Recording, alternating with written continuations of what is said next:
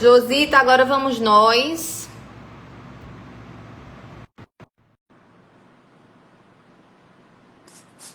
Tá rodando.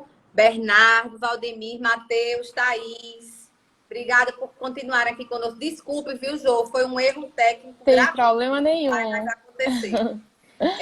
O pessoal tá voltando aqui para a live e vamos Foi continuar esse papo. fantástico a conversa com o Ela é Valinda. Foi fantástica, né? fantástico. É Uma mulher muito maravilhosa. forte, muito guerreira, maravilhosa e que vem desenvolvendo um trabalho super importante, né? À frente dessas desigualdades que a gente precisa. O mundo ideal será no mundo em que as pessoas elas possam ser iguais, respeitadas, pelo menos de forma igual, né? É E, verdade. e continuando esse papo com você, Jo, que assim é uma super querida.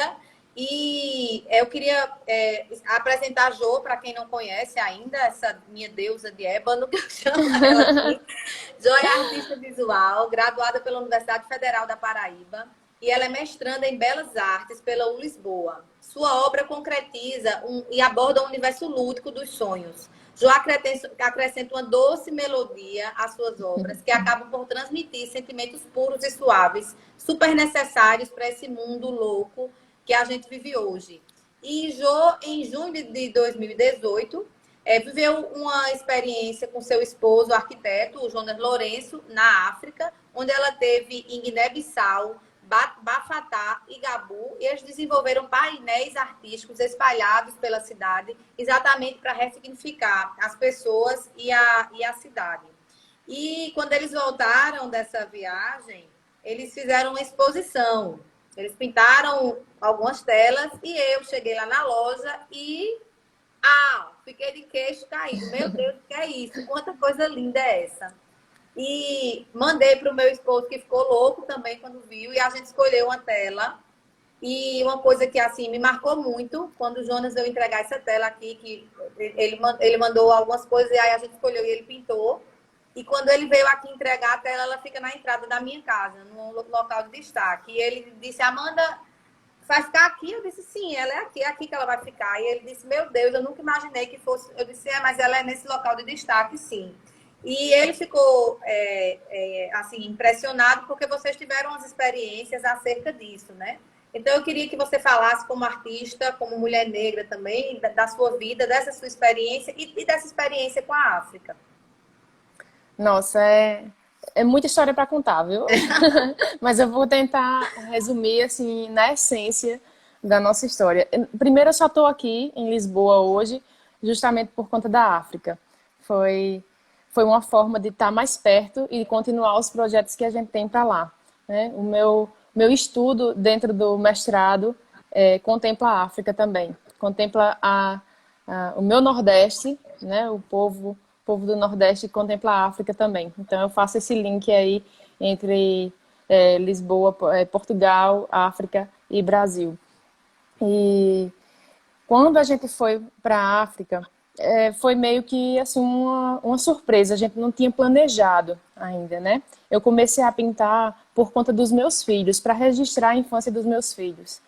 Não havia nada de muito planejado. À medida que eu fui pintando e fui reconhecendo a infância dos meus filhos, eu comecei a perceber que a infância das outras crianças não era igual.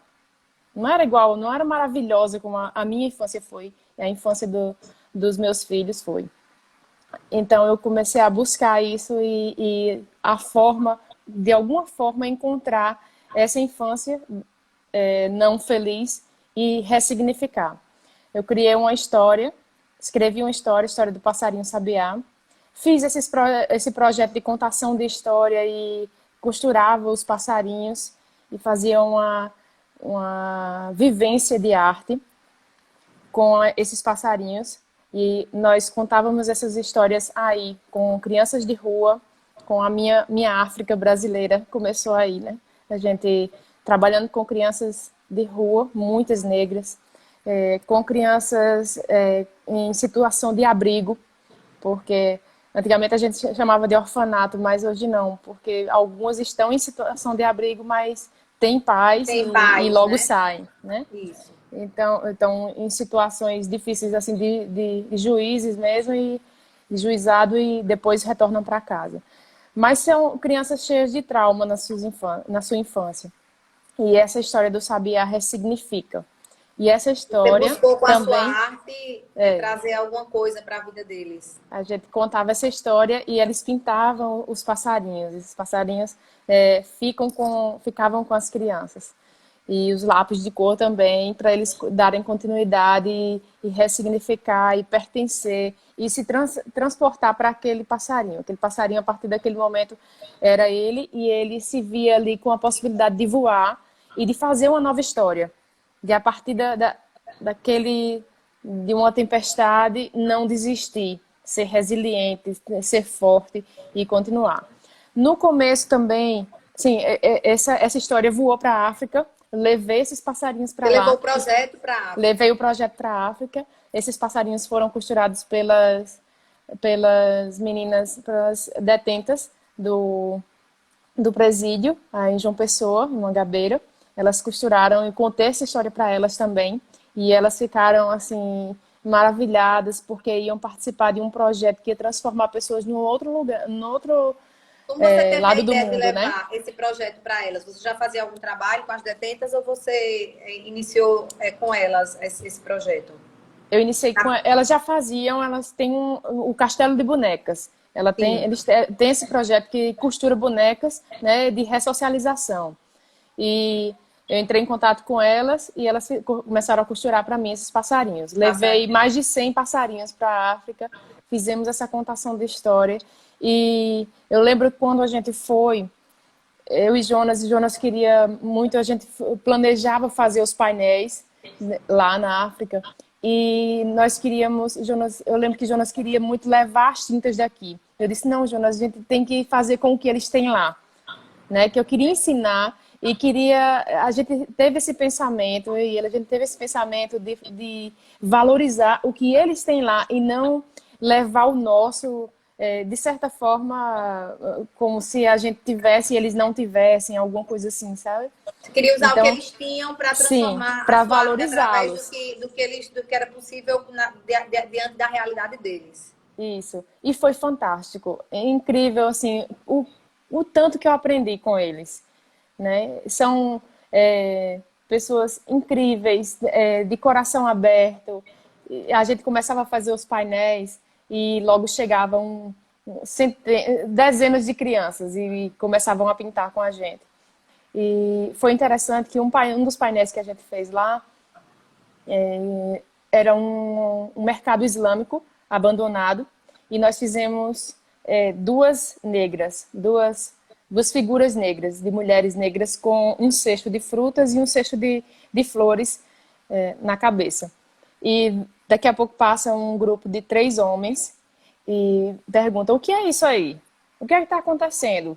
Que bicho é esse? Comigo. Meu Deus. Falando, que bicho é esse? Porque na cultura deles, eles têm como a arte um dom dado a homens, não a mulheres. Mas tinha um pessoal já com a gente lá que foi autorizado pelo governador para a gente estar lá pintando. A gente foi até a casa do governador e ele autorizou a gente fazer esse painel, né? E ele disse assim, não, ela é artista, e começou a conversar. E nós descobrimos lá que tem uma rádio feminista dentro de Guiné-Bissau. Descobrimos muitas coisas assim já bem evoluídas, bem já em prol dos preconceitos, né? Não só do racismo, mas o preconceito contra a mulher também. E foi incrível, porque esse painel nós recebemos fotos recentemente e ainda está lá. E tão importante essa sensação de pertencimento, um painel que devolveu um espaço para as mulheres e para o negro, né? Que ele era totalmente abandonado.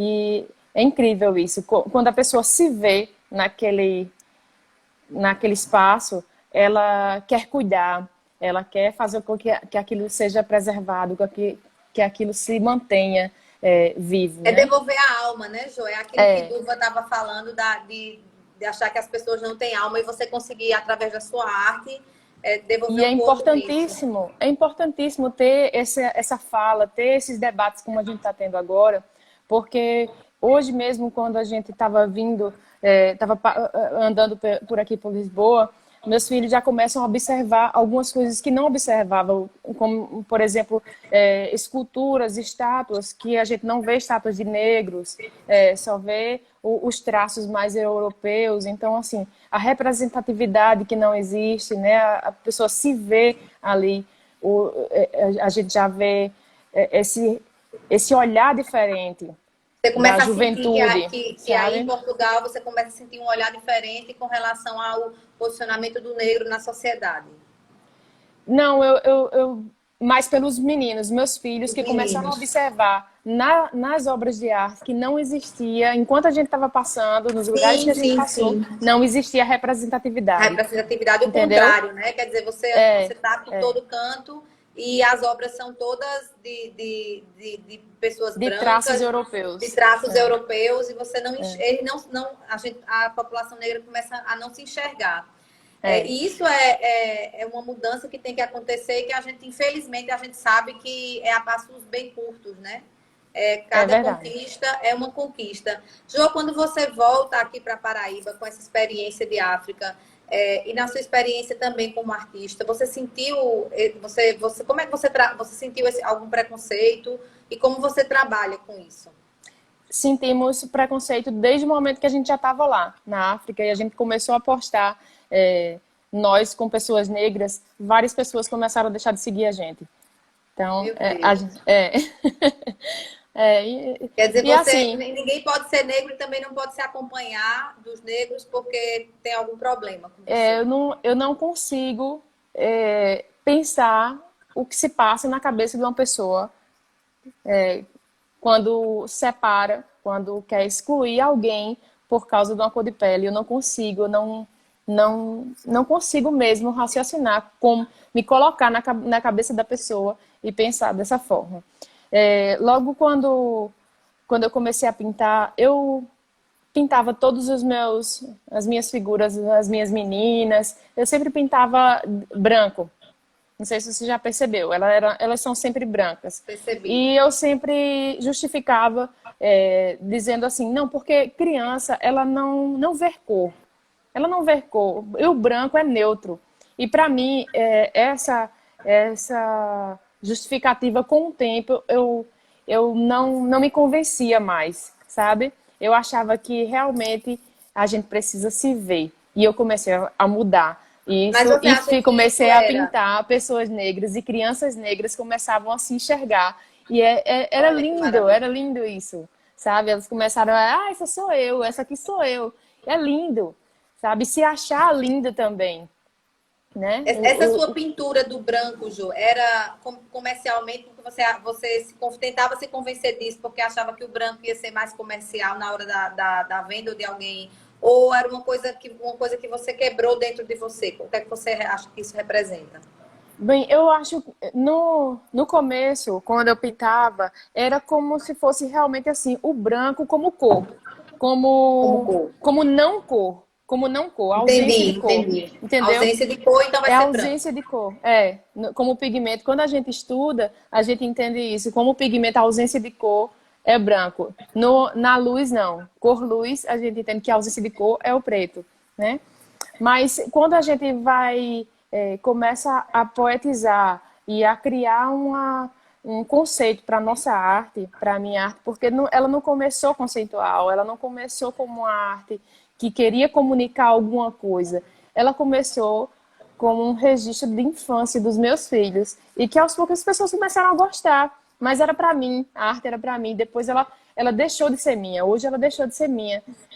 Eu digo isso muito assim, quando eu faço uma história, quando eu pinto uma história, eu pinto uma tela, ela vira uma história. E aquela história, ela faz parte da pessoa que vê. Não importa o que eu pensei sobre ela. Recentemente, uma cliente psicóloga mandou um áudio para mim dizendo: Jô, eu comprei essa tela, tá aqui na clínica e a gente tá no maior debate aqui, o que é que essa menina tá pensando, o que foi que você estava pensando quando você Ah, pintou essa tela? Aí eu disse: me diga quais são as opiniões aí. Aí ela deu todas as opiniões. Aí eu disse: olha, mais do que eu, você como psicóloga sabe que é muito mais importante o seu significado, a sua apropriação do que se passa, porque são memórias afetivas, de quem criou aquela história, do que eu, né? Então, assim, quando a gente faz aquele painel, quando a gente fez esses painéis lá na África, as crianças, elas se viam ali e elas se viam como pessoas livres, como pessoas que poderiam ser o que quiser. Então, a arte leva isso, né? Leva a imaginação. A partir do momento que a gente não tem imaginação, que a gente não tem o lúdico, a gente para de sonhar, então é como se morresse, né? Quando a gente e para de sonhar, a gente sobre morre. isso que você está falando, eu vou até dar um depoimento que você pintou uma tela para mim, eu ganhei de presente uma tela que você pintou Foi. contando a minha história. E aquela tela foi no momento que eu tinha me separado e você pintou eu com meus 2 filhos e um passarinho voando. E assim, eu nunca. Era uma coisa tão eu naquele momento que todas as vezes que a qualquer dificuldade sobre isso chegava perto de mim, eu olhava aquela tela e tinha toda ali, toda a força que eu precisava para seguir em frente, né? Porque um dos preconceitos que existe também é com mulheres que decidem se separar. Então a gente também sofre um preconceito por isso. E aquela tela, ela sempre me dava muita força. Quando eu olhava para aquela tela, eu me sentia, então eu imagino a ressignificação para essas crianças, porque você pintou uma ressignificação para mim também, num momento muito turbulento, né? Então, assim, de fato, é um trabalho extremamente importante e é uma coisa que você falou aqui que chama muita atenção é o fato de vocês terem perdido seguidores por terem ido fazer um trabalho social na África com crianças que precisavam daquilo, com pessoas que ficaram melhores, né, depois do momento que vocês estiveram lá. E isso é muito espantoso, ao passo que a gente vê outras pessoas que propagam na internet ódio no sentido do racismo e essas recebem seguidores. Então, a população, às vezes, a gente, enquanto sociedade, precisa refletir muito sobre isso, porque isso reflete no racismo de cor e em vários outros preconceitos que estão aí, destruindo várias e várias vidas, né? Eu lendo sobre eu conheço muito a sua arte, você sabe disso, que eu sou uma apaixonada por muitas coisas que você faz.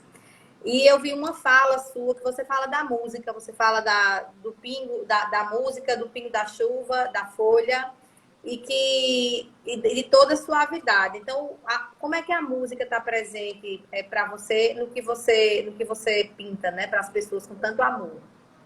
Bem, não só a música, porque eu acho que a música é uma das coisas que mais marca a nossa infância, mas é tudo que envolve a infância, né? Tudo é pé no chão, é natureza. Então, quando a gente foi à África, eu vi o quanto a infância está ligada à natureza. Eu fui uma criança que foi criada assim. Eu me vi quando eu cheguei na África, eu me vi na minha infância, num lugar cheio de árvores, pé no chão, brincando livremente. Então, assim, e muita gente assim mandava mensagem: Jô, tu não vai trazer um não daí, um outro filho daí não? Eu disse: gente, sinceramente, eu acho que eles são muito mais felizes aqui. Aqui.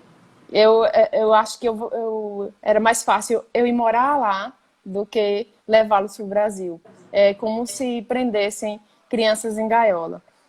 Então, essa infância, dessa infância, infância mais pura, mas sem preconceito, sem conseguir enxergar as diferenças que a sociedade vai colocando, a gente vai crescendo e a sociedade vai ensinando e tirando essa pureza da criança. É sobre isso que eu quero falar na minha arte, né? Para que a pessoa volte a ser essa criança pura, sem enxergar interesses ou Diferenças. acordos, sabe, para ser feliz, para conquistar alguma coisa, mas que se faça de forma pura, de forma porque vai ser bom para mim, mas que vai ser bom para o outro também. né? Aquela história do Umbutu. Uma amiga nossa que tem projeto na África, em Moçambique, ela contou uma história que, nesse dia, nossa, eu me emocionei muito com essa história que ela contou. Eles têm um projeto e eles recebem um kit de lápis grafite.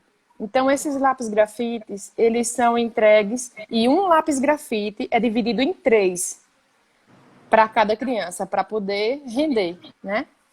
E teve um dia que estava a sala de aula lá completa e um dos meninos pediu, professora, não, tinha a professora e tinha a auxiliar, e essa nossa amiga, ela era auxiliar da professora. Ela disse, eu queria saber se eu posso ter um lápis inteiro.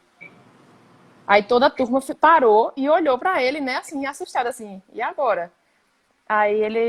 Ela perguntou para a professora, disse, eu posso dar? Ela disse, faça o que o seu coração mandar. Ela pegou um lápis inteiro e deu para ele, né? Aí ele pegou o lápis e levantou na sala de aula, assim, como que um troféu, né? Eu consegui. Os outros começaram a aplaudir e gritar. Então, assim, isso foi lindo, foi emocionante, porque os outros podiam dizer, ah, não, eu também Eu também quero. quero, mas todo mundo ficou feliz porque ele Não, eles conseguiu. vibraram pela conquista dele, né? Foi lindo. E isso é o Umbutu. Quando eu consigo, quando eu só estou feliz quando o meu companheiro também está feliz, né? Eu fico feliz com a felicidade do outro. É esse o sentido do Umbutu. E isso a gente tem muito que aprender com eles, que se as pessoas realmente se aproximassem um pouco mais das culturas, da multiculturalidade, da transculturalidade, como a gente aprenderia mais, sabe? Se a gente parasse de achar que nós somos melhores, que nós somos suficientes. Quanto mais a gente abre a mente, a gente vê que a gente não sabe de nada, que a gente sabe tão pouco, sabe? Quanto mais humilde a gente se torna, mais a gente aprende e vê Quando a gente aprende, a que gente ganha, né? As pessoas têm que entender isso. Que quando a gente e como aprender, seríamos mais é felizes, ganhar, sabe? bem mais. Eu fiquei muito feliz com essa live de hoje. Não tão porque eu não consegui fazer com vocês duas juntas, mas de fato vocês se complementam, porque Duva ela tem aquela força e você tem uma suavidade defendendo a mesma causa de formas totalmente diferentes, mas com a mesma importância. A gente vem chegando ao fim, a gente podia conversar aqui 3 horas. É E verdade. assim, eu queria agradecer a todo mundo que ficou com a gente nas 2 lives. Mandar um beijo aqui para Gorete, que passou aqui. Késia, que é nossa prima, ela tinha falado comigo antes que É. ia assistir. Pois é, Daniela, teria sido incrível mesmo, as 2 juntas. E assim, agradecer a todo mundo que ficou. E eu queria dizer que o pouco, se for feito muitas vezes, eles se tornam muito, né? Então, tem assuntos que precisam ser conversados, precisam ser debatidos pela sociedade. E se a gente consegue fazer isso, é um trabalho de formiguinha, mas que no fim pode representar muita coisa, pode salvar muitas vidas, pode incluir muitas pessoas, resgatar a autoestima de muita gente, diminuir o índice de suicídio e entre uma série de indicadores sociais trágicos. E eu Que a acredito que gente... isso seja a partir da infância mesmo, né? Ensinar Exato, a as partir da crianças infância. a serem pessoas melhores do que nós somos. Exatamente. Assim, eu não posso nem comparar, mas a minha filha, Sofia, que você conhece, eu recebi uma mensagem racista para a Sofia de um coleguinha, a mãe do coleguinha mandou, e a mensagem dizia assim: mande sua filha horrorosa sair de perto do meu filho lindo e branquinho. Então, Meu assim, Deus. é uma coisa chocante. E eu fiquei chocada, mesmo sem minha filha ser negra, mas eu fiquei chocada com o tamanho do. Então, eu imagino você, assim, é uma coisa chocante quando você recebe algo desse tipo. E eu espero que isso se acabe na sociedade, que as pessoas possam entender que, além da cor, tem muitas outras coisas bem mais importantes que isso, né? Então, eu deixo muito obrigada, Ju, por ter compartilhado essa sua história com a gente. Manda um beijo aí para todo mundo, para Jonas. Obrigada, eu que agradeço. E Jo é casada com um loiro, né? Jo do olho claro. Pois Nessa é. casa, E minha filha, olha, minha filha do meio, ela é loirinha, tem o cabelo cacheado, e ela mesma já sofreu preconceito, justamente por causa do cabelo, que é Black Power, né? Que ela Só que é adora, que é loiro. lindo, né? Que é lindo. Então, ela já sofreu preconceito e a gente tem mesmo é que ensinar as crianças a pagar o mal com o bem, Com o bem, né? A exatamente. partir do momento que sofre um preconceito, não é ficar calado, não é aceitar, baixar a cabeça, mas mostrar quem você é realmente, o que de bem, o que de bom você tem aqui dentro, né? Então ela realmente virou o jogo. Ela levou cupcakes, ela sempre gostou de cozinhar, ela fez cupcakes e colocou o nome de cada pessoa em cima. E disse para toda a turma, chegou lá na frente e disse: todos esses bolinhos aqui são iguais, mas têm nomes diferentes. Como nós somos todos iguais, mesmo tendo nomes Uma diferentes. criança super empoderada, Deus né? conhece o nosso coração e todos nós somos criação dele. Então, assim, Coisa o tempo linda. todo agir assim, sabe? Achando maravilhosa essa revolução que está acontecendo e os negros realmente temos que mostrar o quão bons somos, né? E que Verdade. somos todos iguais. Todos iguais. Pois um super beijo, beijo para todo mundo. Beijo. Obrigada. Terça-feira tem live, a gente vai falar sobre democracia. Eu mando o banner depois para vocês. Duva, querida, um beijão. E mais uma vez, desculpe não ter conseguido ficar com as duas, mas a gente certamente conseguirá fazer isso outra vez. Tudo de bom para vocês e um bom Beijo. sábado. Obrigada, beijo. Beijo em todo mundo. Beijo, Sofia. Obrigada, um cheiro.